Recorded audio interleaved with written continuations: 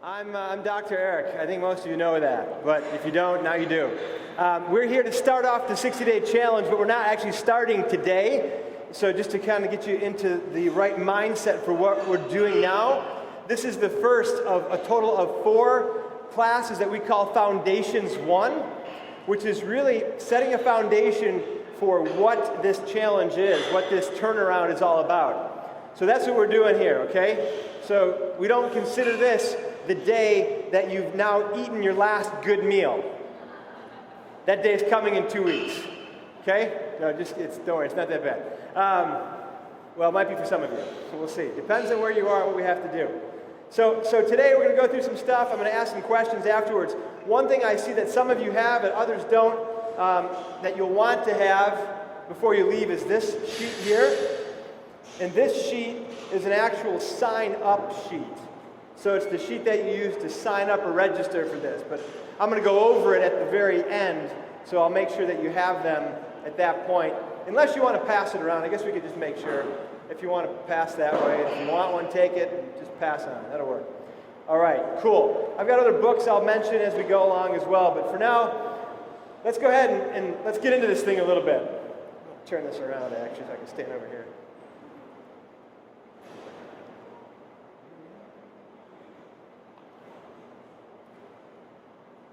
So, I don't look at that color in this room, actually. Oh, well, it looked really nice on my computer screen. So, if you have a hard time seeing it, let me know, and we'll turn all the lights off and let those guys work out in the dark. That'd be fun. That'd be cool to see that. So, what is the 60-day turnaround, and how can it change me? That's the question that we want to ask, right? So, the first thing, obviously, we're going to be talking about is nutrition.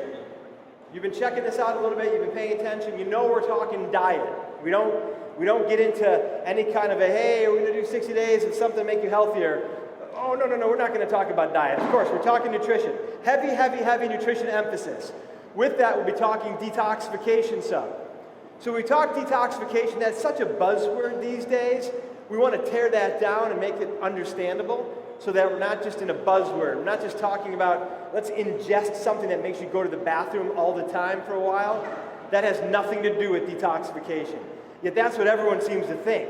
Oh, great, I need to just go to the bathroom more. Well, that's not really how that works. But toxin-reduced living and toxin elimination. Those are the kind of the topics that we'll get into there. Time management. You kind of wonder, why do you have time management? Why is that going to be in the middle of this workshop? Well, because we realize that most people fail at their health objectives because of time. More than anything, it's time. Well, I got busy, I couldn't do that. Well, I got busy. Have you ever tried to eat healthy on the road? I mean, come on, it can't be done. No, it can. It just takes a little more effort. So that's why that's in there. We have to kind of get into that. And with that, stress management and building peace, because most of our stress, it kind of surrounds that whole, I can't get it done, I can't get it done, I can't get it done life. So we really want to touch on that because this is an idea of building a healthier you in 60 days, not just I'm eating less calories, or I'm a bit thinner, or there's something else. It's a healthier you, right? So every component healthier. Cool. Mobility. You go, what is that? CrossFitters know. That's what we do to get flexible. And the reason why this is in there, why do we put mobility in there? Mobility, it ties to what I do with the spine, being flexible, having the ability to move through the things that you need to do in life for your life. So we're going to have a class on mobility, and we'll focus on that. And we're going to give you guys some things to do and work on over the 60 days. We want to be working on that. For me, I am so inflexible, it's ridiculous. It is so, it's awful. It's embarrassing in every way, shape, and form. It really is. I am so much more flexible now than I was 8 years ago because I work on it. And it seems like I go nowhere. It seems so frustrating. Yet I am significantly more mobile, more flexible now than I was 8 years ago. So I hope to be more so in 8 years than I am now. So we got to work on it. Soon you're going to have a big wet spot on my shirt you're going to see here. Is this good? This is step 1 to detoxification right here. If you were wondering, why do we do this? We are taking care of it right now. Step 1 happening now. And last thing, number 5, appropriate supplementation. We cannot always eat what we should or what we need to completely, and there's a couple reasons why. It's a product of our busy lives, already touched on that. Sometimes it's a product of health pursuit. This is an interesting dichotomy here. In my pursuit of health, I choose to eat nothing on Fridays from when I go to bed Thursday night until 4 p.m. Friday, and I do that every single Friday. And that's just intermittent fasting that I do every Friday. Well, guess what? By the end of Friday night, when I'm looking in my pantry, this is how I do it, and this is how I'm going to have you all doing it by the end of 60 days. As I look in my pantry and I consider what supplementation I should take based on my diet for the day, I'm always thinking, wow, I need a lot. Because I never ate the nutrition that I know that I should. And I worked out, because I always do that before I break the fast too. So that's something that I'm choosing not to eat the healthy nutrition that I should. So there's a time when supplementation makes sense. And understanding that. So we're going to get into that and make sure it makes sense there. Also, of course, diminishing nutrient content. You've heard this before. I'm sure I'm not the first one to say this to you. I can say it in a way that makes it really make sense. If you don't crop rotate significantly from different crops to different fields, and make sure that you continually are plowing in dying crops and the stuff that comes out of the back end of animals, then you are just depleting the soil completely. And that's what we tend to do in our country. Any conventionally raised food, I'd say, is heavily depleted compared to what was out 30 years ago. I mean, heavily to the tune of 30% of the nutrient base of what was out 30 years ago. Organic, not quite as bad, but still not so great. What's in your garden at home? Probably the best. So do you have a garden at home? If you don't, then maybe we need to get into that more and try to build that up. So we'll talk about that too, though. But you think you're getting a certain amount of nutrition from your food, and you can tell the difference. If you go buy farmers market produce versus conventional produce, you can see it in the coloration, you can tell it in just how much it hits you, how much you feel that food in you. So that's important. It's an important piece of this whole thing. So the urgency to change. What's the urgency? Who cares? Why are you here today? Why not next month? So this afternoon I adjusted 100 people in my office, and I asked every single one, hey, you coming tonight? Oh, no. So if I could have taken the time to give them this next little bit that I'm going to give you, I think the number would have increased dramatically. But I just didn't have the ability to. And what is that? It's the product of, well, I've got a busy life, and so, I'll change when the time is appropriate. There's an absolute urgency to change. Why? Because stats are real, and the stats tell us you have to change. So, the stats. What are these stats? Cardiovascular disease in the U.S. 1 in 3 suffer from some form of heart disease in our country. 1 in 3 what? 1 in 3 people. Not 1 in 3 adults over the age of 18. 1 in 3 people. There's urgency in this. The American Academy of Pediatrics okays statin drug use for 8-year-olds and older. You know what a statin is, right? Lipitor, Crestor, that world of the ORs, the reduce your cholesterol drug, the garbage stuff that destroys your muscles. That I would love to say, anyone who's on one here, by the end of 60 days, you'll be off. That would definitely be a major goal I would have for anyone who goes through this. Off of those. They are awful for you, and yet in our country they okay that. Why? Because they're already seeing issues with cholesterol in kids by the time they're 8 years old. Oh my goodness. There's an urgency for change. 1 in 3 will have diabetes by 2050 at the current rate that we're going. And of course, diabetes, as you know, the problem is the type 2. We don't call it juvenile or an adult onset. It used to be juvenile was type 1, adult was type 2. Now they've just gotten rid of those because so many kids have type 2. So it's no longer adult onset. But it is lifestyle onset is what it is. By the time you're 8, 9, 10 years old.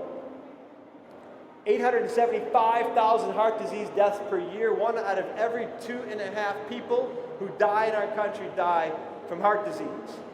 Johns Hopkins, 1998. Sorry. 1998, Johns Hopkins says it's the most easily preventable disease that kills. about heart disease. Why? Because it's lifestyle, stress, diet, exercise, more than anything. Those three. Totally controllable. Genetics. Is it genetics? If you Google the term EPI genetics, you will be just blown away by what you'll read about what changes your genetic expression. It's called phenotypic expression, and you control that through your lifestyle. The next doctor who says, "Oh, it's genetic," I'm gonna get him together with me, and I'm gonna go ahead and just slap down all the research that he's been ignoring for the last 20 years, and say, "Yeah, there's no such thing, man. Read it. There's no such thing. It's lifestyle." Cancer in the U.S., 1 in 3 women will have cancer, 1 in 2 men. So these are stats, right? I won't be like that. The top of the slide. I won't be like that. How do you know? What's your guarantee? See, there's an urgency to change because of this. This is it. You know, I love the idea of people changing because they want to just get to the epitome, the pinnacle of health. But I also know the reality because I've taken care of so many cancer patients in my practice over the years. I know the reality is that most people who think it's not going to happen to them are going to end up with it. Unless they are fighting to be the other side of this. The 2 out of 3. But if you're the 2 out of 3 women who doesn't have cancer, then are you the other one with heart disease? There's only room for 1 at our current rate. Only 1 out of that group who's going to make it through and live like my grandmother to 100 years without any of those. Right now, our country, the odds of getting to the age of 65, a married couple, 2 of them, without taking a medication is 1 in 10,000. 1 in 10,000 for 2 people who are married to both make it past 65 not taking a regular medication. That's a disaster. We're a mess. 550,000 deaths per year for the cancer. That's 1 in 3, so you get that, right? Out of every 3, 1 is heart disease, 1 is cancer, 1 is everything else out there in the world that could possibly kill somebody. These are stats. They're not theories or predictions. They are statistics of what is happening right now. It's really there. So, inflammation and disease. Diet is a key to inflammation, and inflammation is a key to disease. If you do a search on PubMed, which is a way to go search all these published medical articles, and you put those 2 words together, inflammation, disease, you will return 500,000 studies that correlate the 2. 500,000. It's ridiculous how much association goes along with inflammation and chronic disease. And chronic disease, heart disease and cancer are at the top of the list of the killers.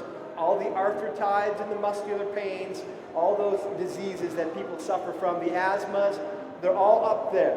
Chronic disease. Okay? All of them. They're up there.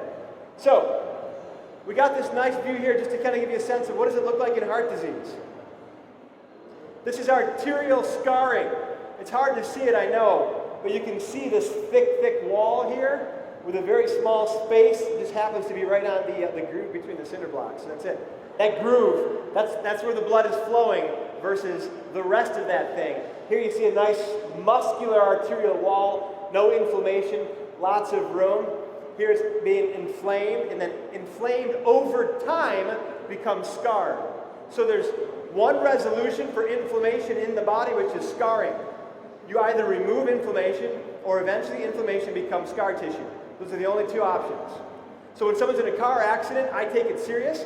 We hit it hard. We do everything we can to reduce inflammation fast, because I've seen so many people's spines 20 years down the road, 10 years down the road, and they've got that just completely degenerated disc right through the middle of their spine, their cervical spine. And that snap. Like, oh, it's because you had some damage and you inflamed and you never took care of it, and you lived a cultural lifestyle and you inflamed some more, and now here you are complaining, and it might be beyond my ability to help you because you were in this. So we see how the impact is going to be on everyone, right? If you're in an inflammatory world, then you have no idea when this becomes you until it's too late. Until it's too late. That's it. You don't know. So what's inflammation come from? More than anything, it comes from diet. More than anything, it comes from what you ingest. Partially what you breathe, what you drink, well, it's ingest, right? What you rub on your skin, all of those things are significantly involved with inflammation. Mostly, obviously, when you consider all of those, the thing you do more than anything is you eat something. It's what you eat. That's where inflammation is driven by. Now, one thing I want to try to help you understand now, and it won't really click probably until later, when I say this word inflammation, I don't mean that you can look at your skin and say, oh yeah, I'm inflamed. Now, some of you might really be in tune, and you might know that, but it's not until we do a cleanse, and this is a cleanse that I'm definitely going to encourage every single one to do at the start of this thing, where you do nothing but drink this for 3 days. You don't eat anything. You just drink this for 3 days. You're going to know what your inflammation levels are because you're going to lose what? What kind of weight? Water weight. And so you say, oh, it was just water weight. It was just water weight. When did we stop caring about inflammation? That's what water weight is. It's systemic inflammation. And when you see how you end up at the other side of that, then you know, oh, this is where I should actually be maintaining. I should be over here. I shouldn't be over here. I shouldn't feel digestion. I should feel like, hey, it's just something that happens inside of me. I'm not aware that I'm digesting, bloating, cramping, oh, excuse me, oh, excuse me, oh, excuse me. Right? Like, that's not right. We shouldn't have that. So, inflammation, we want to understand it. We want to get to the bottom of it. We want to reduce it significantly. So, hormones, another side to it. We've got inflammation, now we've got hormones.